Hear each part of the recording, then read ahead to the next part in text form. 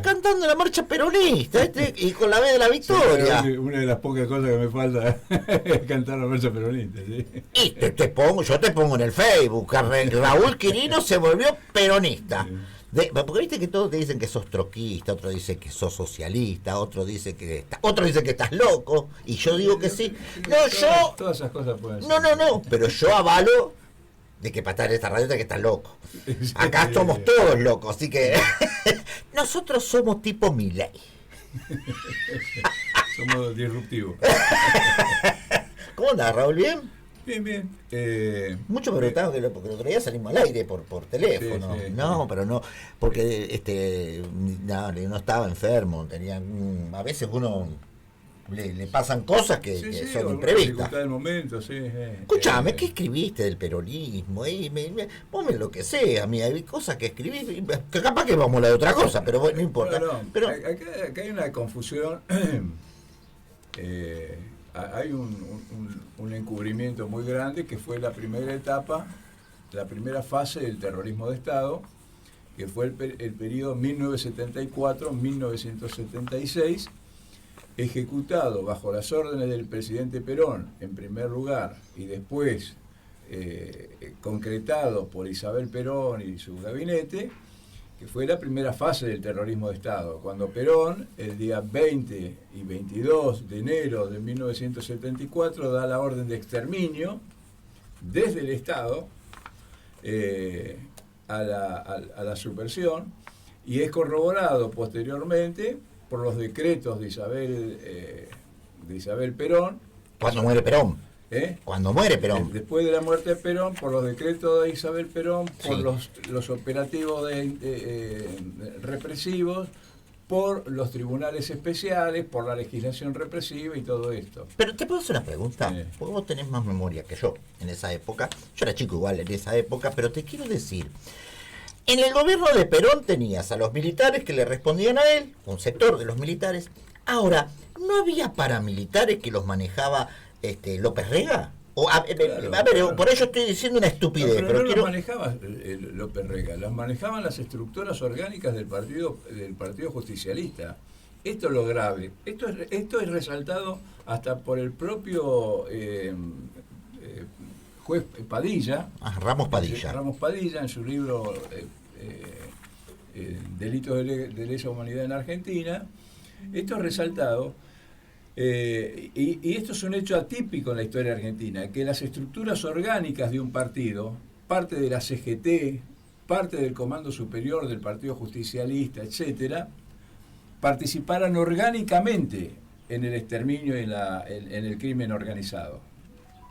Ahora, por eso venimos exigiendo la liberación de los archivos, que se abran todos esos archivos que permitirían demostrar esto que yo pongo acá también, porque yo lo que veo que hay una desinformación muy grande que se ha tomado con un carácter de promoción política el tema de los derechos humanos, pero sin estudiar cómo se construyó la legislación represiva y quiénes fueron los responsables de eso. Yo acá, esto te lo voy a dejar, porque me gustaría que lo leas en un fin de semana. Es corto, son todas las leyes de 1944, toda la legislación expuesta de 1944 hasta el 2025 sobre la construcción de lo que se llama la conmoción interna y el enemigo interior. Pero a mí me gusta, ¿sabes lo que podamos hacer? Te prometo, lo voy a escanear y lo vamos a subir a la página de la radio. Porque es interesante, es importante. Sí. Pero es porque no me cerró algo. Pero Raúl, yo quiero que me expliques. Ahora, el poder, cuando muere, igualmente López Rega ya tenía bastante poder mientras Perón vivía. Porque Perón estaba gagalla, ya estaba en las últimas, vamos a ser sinceros también. Porque si no me parece como que nosotros no estamos... tan gaga, ¿eh? ¿No? No. En enero de 1974 todavía se encontraba bien. Los discursos fueron públicos, las expresiones fueron públicas. Cuando echó a los... después vino el 1 de mayo y todo lo demás. Pero antes de eso, cuando habla del exterminio de los subversivos uno por uno para bien de la República, lo hace con plena lucidez y en pleno ejercicio del poder. Ahora, esta manifestación de Perón y la acusación al gobernador Videgain de encubrimiento de los grupos guerrilleros provocó la destitución de no solamente de Videgain, sino de otros 5 gobernadores que habían sido elegidos democráticamente y que pertenecían a la tendencia, y generó una grave conmoción interna dentro del propio Estado nacional y los estados provinciales. En este marco es que aparece la AAA, aparece la complicidad con la AAA del sector de izquierda también, del Partido Comunista y lo que se llama el Partido Comunista Revolucionario, también fueron cómplices, proponían una salida político-militar, un colaboracionismo político-militar, es decir, no era un proceso muy claro y lineal, era un proceso caótico de construcción de lo que se llama el enemigo interior. Que esto contradecía la concepción estratégica que tenía Perón en el 44. Perón en el 44 hablaba del pueblo en armas porque consideraba que el objetivo era del pueblo en armas era la defensa de las fronteras. La hipótesis de conflicto eran los países limítrofes. Eran los países limítrofes la hipótesis de conflicto. Y el objetivo era la protección de las fronteras. O llegar al acuerdo que era el continentalismo, llegar a un gran acuerdo entre las naciones del sur, o fortalecer las fronteras. Esa concepción estratégica de la seguridad de las fronteras va pasando progresivamente, especialmente después del derrocamiento de Perón, a la protección de los centros urbanos, y cada vez se restringe más. Se va restringiendo de los centros urbanos a los centros del poder. ¿Qué es lo que nosotros vemos con Bullrich? Vos ahora las fronteras las tenés en la calle Callao, en la calle en Cava las tenés las fronteras. No, pero las fronteras son para los limítrofes. Claro, no, pero las fuerzas se desplazaron al perímetro de los centros del poder y del poder económico. Así se van desplazando las fronteras. Hoy, a vos en la zona industrial, que está bajando para el Tasquiver, no podés acceder. Vos no podés acceder libremente. Vos usás tu camioneta y tratás de llegar al río Paraná por la calle de Larraburu. O tratás de entrar en los centros. Vos tenés garitas policiales en la calle Viola, hoy acá en Campana. Bueno, ese corrimiento de la frontera se transforma en una farsa con Milei y con Bullrich. Ya es un grotesco, ¿no? Que es lo que vos ves ahí en la calle Rivadavia, en la calle, en la Avenida de Mayo, qué sé yo, cuando ves todas las fuerzas de gendarmería o las fuerzas de prefectura custodiando los centros cada vez más minúsculos del poder. Esto es lo que se ve. Ahora, una cosa que yo llamo la atención es cómo se construyó esto. Porque este fenómeno se empieza a construir después del derrocamiento de Perón, empieza la integración del poder de las dictaduras. Derrocamiento de Perón, porque... En 1955. Del 55, está. De cuando es derrocado Perón en 1955, la fusiladora entra en contactos íntimos con las academias francesas militares que venían con las experiencias de las guerras de Argelia y de Indochina y que tenían la concepción clara de lo que era el enemigo interior. Es decir, que ya no había grupos externos por fuera de la frontera, sino que estaban adentro de los países.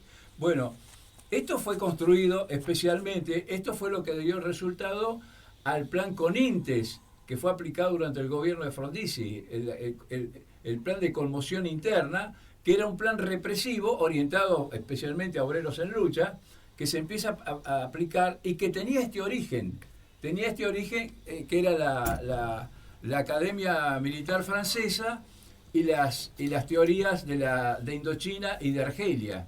Bueno, todo este proceso se fue expandiendo hasta llegar a su punto máximo, al punto más importante, que es la dictadura de Onganía. Con la dictadura de Onganía se formaliza la idea del enemigo interior. Se formaliza, se le da forma legal a la idea del enemigo interior. Pero acá quiero hacer una aclaración porque tenemos poco tiempo. Cuando llega el terrorismo de Estado en 1976, hay cosas que la gente no conoce y que es muy importante que sean conocidas. Por ejemplo, no se conoce, por ejemplo, el plan secreto del ejército.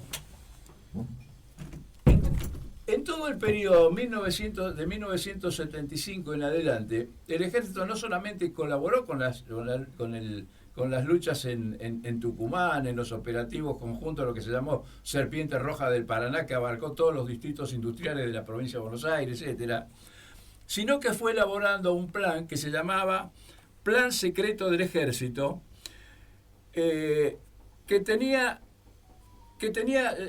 había sido elaborado por un intelectual de la represión, que era un teniente que se llamaba Carestía, el apellido del tipo. Este plan se fue trasladando a cada uno de las fuerzas. Empezó en el ejército y se fue trasladando para su aprobación definitiva a la Marina y a la Aeronáutica, y así se armó el circuito de este plan. Y este plan preveía un congreso de facto. Ya. Por eso es muy importante que los docentes lo conozcan todo esto. Este congreso de facto se llamaba LACAL, fue autor de 417 normas, muchas de las cuales están vigentes. Hoy están vigentes. Elaboradas por un congreso de facto, elaborado por los terroristas durante el periodo 1976-1983. Y te voy a dar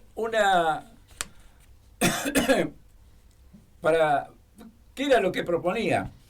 El objetivo de esta comisión de asesoramiento era terminar con el desgobierno, la corrupción y el flagelo subversivo. Algo muy parecido a lo que se está impulsando ahora.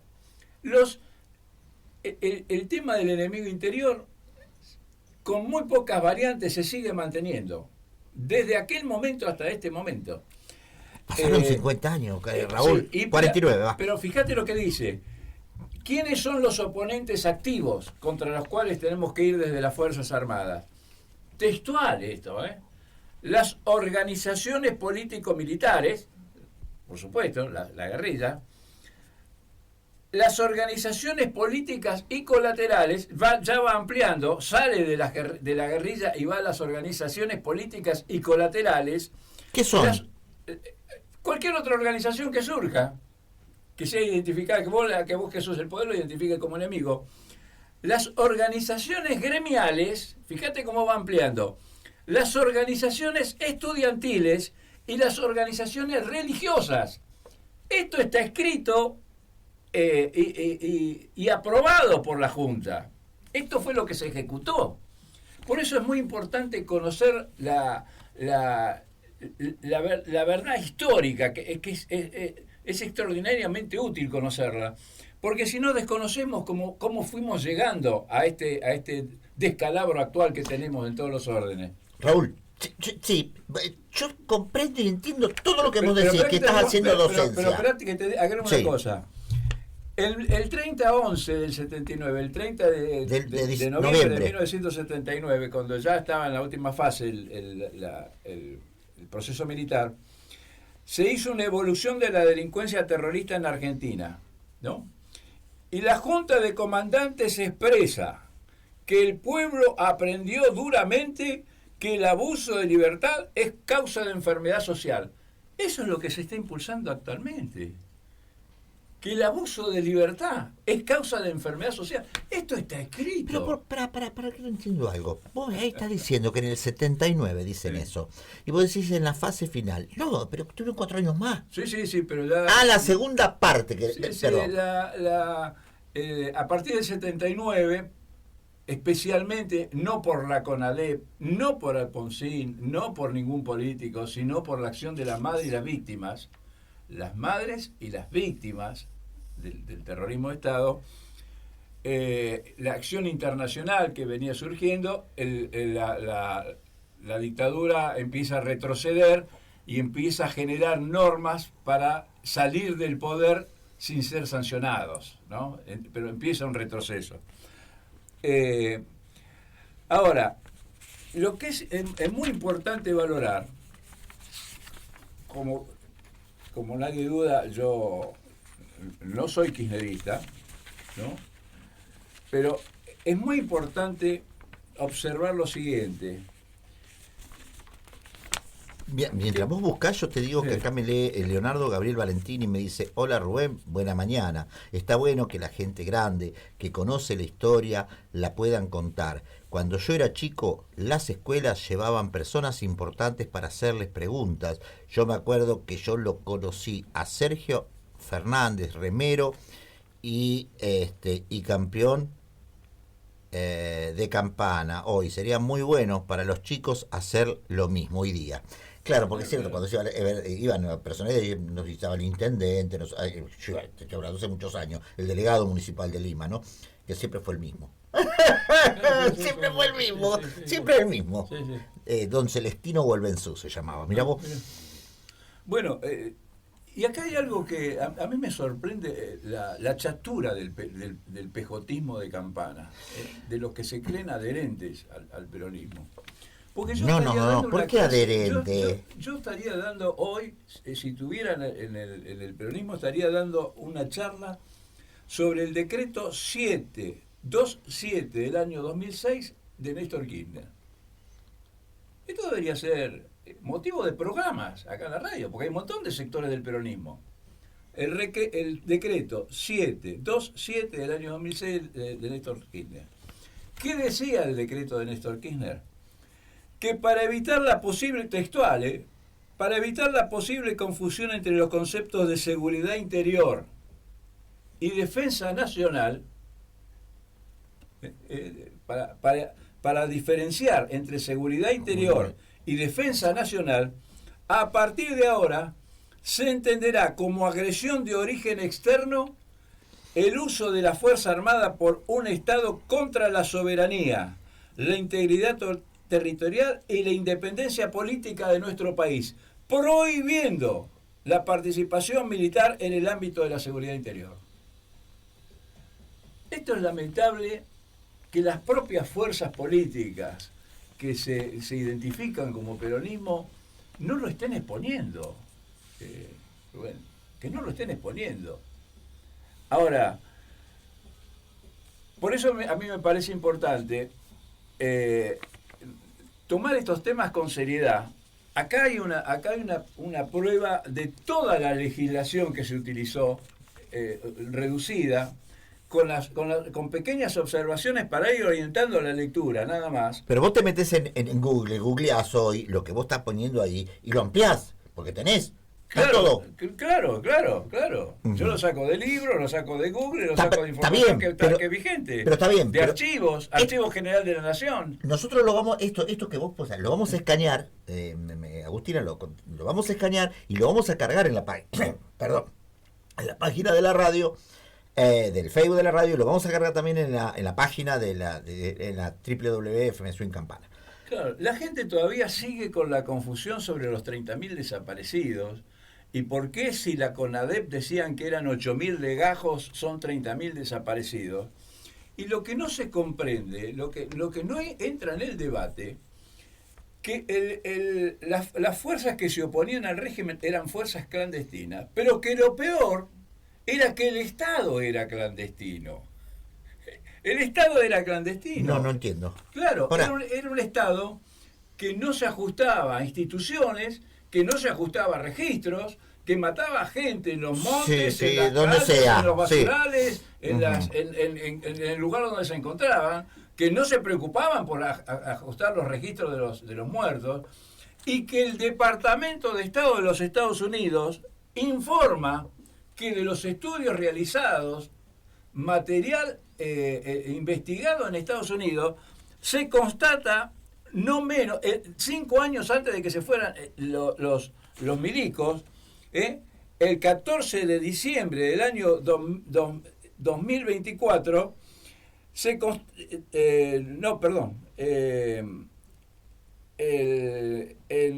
el año 1975, los documentos desclasificados, que los militares estimaban que habían matado ellos mismos o hecho desaparecer unas 22.000 personas entre 1975 y 1978. Eso es lo que me mandaron a mí ayer, claro. Que eran 22.000 personas. Bueno, yo te mandé un recorte de todo esto. Sí. Ahora, y queda abierta hoy mismo de los 250 juicios en curso. Ahora, en la medida en que no se acuda a las fuentes fidedignas, a investigaciones fidedignas, y mientras esto no se haga, como se dice en la radio, ¿no? Que los columnistas colaboran para la comprensión de la FM Swing, colaboren para la comprensión de la realidad, esto va a quedar en una nube. Las responsabilidades y los beneficios que hemos tenido en estos 80 años. Uh-huh.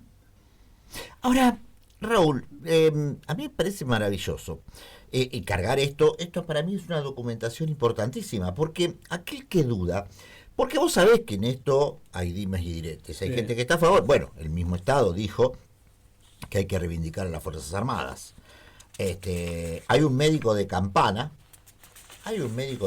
que es excelente traumatólogo. Puso la foto de Jorge Rafael Videla como idolatrándolo. Catastrófico. No sé si se equivocó, si es lo que piensa. Yo creo que es lo que piensa. Pero a ver, Raúl, tampoco podemos ser hipócritas. ¿Cuántas veces en la calle escuchaste vos, acá tienen que volver los milicos para terminar con todo Claro, esto? no, pero ¿cuántas veces fue impulsado desde el poder? Yo te voy a leer algo que está acá puesto en el documento. Pará, que yo te quiero preguntar algo. Espera. Cada vez que hubo un golpe de Estado en la Argentina, siempre participó el poder político, no importa el color. Pero tenían participación. Sí. Bien. Sí, decime. Porque a veces dicen, ¿y por qué no están juzgados los terroristas, los líderes? Uh-huh. Bueno, los líderes del ERP, que se habían originado en el PRT, desde 1968 se formó el PRT, estaban muertos. Sí. Por eso no fueron juzgados. Los líderes montoneros no fueron juzgados, como tampoco fueron juzgados 1.200 civiles y militares. ¿Por qué? Por decisión de 20 decretos indultos de Carlos Menem. El presidente Menem emitió 20 decretos de indultos entre 1989 y 1990, apenas asumió, que dejaban 1.200 civiles y militares involucrados en el terrorismo de Estado y involucrados en los grupos guerrilleros sin juzgamiento. Así se fue construyendo la impunidad. Ahora, esa cultura de la impunidad después se traslada a todos los demás ámbitos. Cuando los pueblos se quedan sin agua, cuando los pueblos se quedan sin arroyos, cuando los territorios costeros son ocupados por las corporaciones y nadie aparece como responsable, esta es la cultura de la impunidad, Rubén. Esta es la cultura de la impunidad. Cuando Paolo Roca corta en el año 2024 el arroyo de la Cruz y lo transforma en una vía no navegable, porque lo decidió en un expediente interno, es la cultura de la impunidad. Eso es la cultura de la impunidad. Cuando el centro clandestino de detención Tiro Federal es destruido, arrasado y transformado en un depósito de chatarra, es cultura de la impunidad. Está a la vista de todos. Cualquiera se puede arribar al centro clandestino de detención y va a ver la montaña de 10 metros de altura del Grupo Techín tapando ese centro clandestino de detención. Ahora, yo de esto tengo que ser claro, y es mi pensamiento, por ahí estoy equivocadísimo al 100%. Todas las direcciones de derechos humanos desde siempre no tuvieron el poder de preservar donde hubo desaparecidos, perdón, donde hubo gente que mataron, donde hubo aniquilamientos. Hubo una dificultad. Como el Estado era clandestino, lo que hay que comprender que los centros clandestinos de detención no se conocían. El centro clandestino de detención Tiro Federal se descubrió en el 97, 90 y tanto. Uh-huh. Es reciente. ¿Por qué? Porque los centros de detención eran clandestinos y eran descubiertos por las víctimas. Ahora, hay una diferencia que hay que hacer, que es entre las víctimas del terrorismo de Estado, quienes resistieron e impusieron la memoria, la verdad y la justicia, y la militancia rentada, generada desde el Estado con fines políticos y de acumulación política. Cuando los organismos de derechos humanos se transforman en organismos rentados, con enormes sueldos y beneficios personales, la justicia queda subordinada y la verdad queda subordinada a estos intereses. Por eso no vas a encontrar a la CONADEP en ninguno de estos reclamos. Vos sabés que estoy pidiendo la foto. Acá está bien, salió en las redes sociales, pero yo no la tengo esa persona. Es un hombre que pone la foto de Jorge Rafael Videla reivindicando lo que le hizo. La estoy pidiendo para que me la envíen. Bueno, o es un cómplice o es un ignorante. No es un ignorante, porque es un tipo joven. No creo que conozca. Creo que le han contado una historia completamente distinta a él de lo que pasó en la Argentina. Pero ese es el error que se está cometiendo en la Argentina. Sí. Acá no se tomó seriamente como tema de estudio, de investigación, de los centros de estudio, de la Universidad de Luján, de la UTN, del Instituto 15, la construcción del enemigo interior, que es la política que se está aplicando en este momento. Pero ¿sabés por qué pasó esto? ¿Y cuál fue la responsabilidad de los distintos gobiernos, de los cuales solamente se salva el gobierno de Ilia? Uh-huh. Solamente se salva el gobierno de Ilia de no haber contribuido con iniciativas legislativas o con disposiciones a la construcción del enemigo interior. Bueno, pero a ver, Raúl, vos dijiste algo, que había presupuestos, que había esto y que no se le daba la importancia. Yo creo que cuando se pone a tallar la política, se empieza a desvirtuar todo. Sí. Digo, ¿por qué? Porque yo conozco mucha gente que trabaja en derechos humanos que lo hace por el sueldo que cobra. Ahora, hay gente que lo padeció, y acá yo tengo un columnista, que ahora después que te vayas vos va a estar él, que es Carlitos Gómez. A él le desaparecieron los papás. A ver, y nadie puede decir nada, él nunca cobró un sueldo para eso, él conoce toda la historia. Y él sabe cuál fue el papel de hijos acá en Campana. Sí, pero a veces, no lo digo por Carlos, pero muchas veces se callan por la amistad. Yo sé que él conoce el tema. Ayer me acordé de vos. Estaba disconforme. Cuando estaba esta gente que me enseña lo de este médico de Campana, prestigioso médico, tipo joven, prestigioso, bajito, me dirá unos 60, gordito, no hay que hablar de los cuerpos de la gente, pero yo para describirlo, para no dar el nombre, porque si no es un hijo de puta, tengo que decirle el doctor tanto, un hijo de mil putas. Es el pensamiento que él tiene también, ¿viste? Sí, pero ojo, con el negacionismo no se tiene que discutir, El negacionismo es un delito. Es un delito. Pero ¿cómo haces para...? El negacionismo... No, yo puedo discutir con un pueblo, con alumnos, con personas que no tienen certeza sobre lo que pasó, pero aquel que conoce al nazismo, que lo niegue... sí. Ahora, ¿qué rol juega la política para que los pibes no conozcan? La impunidad. Ah, La impunidad. bueno. El libro, yo invito a la gente a que lea el libro Crimen y Lesa Humanidad en Argentina, de Ramos Padilla, escrito hace muchísimo tiempo. A mí me lo regaló la Chicha Mariani. Chicha Mariani creo que era de derecho, no, de abuelas o madres de plaza, o me equivoco. Buscaba a su nieta y yo era parte de los que colaborábamos para el encuentro de Anaí.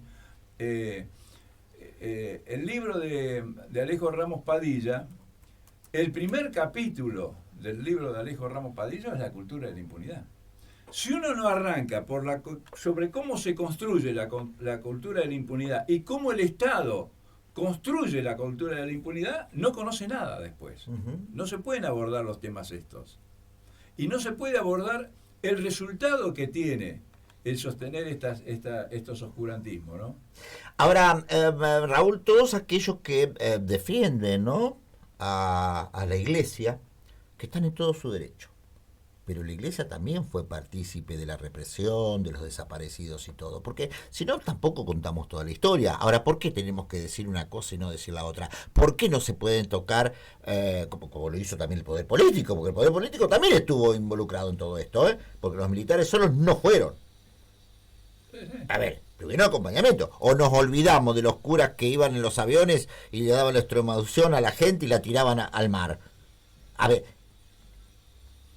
¿miento? O a ver. No. ¿Y por qué? ¿Por qué siempre dejamos de lado a la Iglesia? ¿Le tenemos miedo a la Iglesia? Es la cultura de la impunidad, Rubén.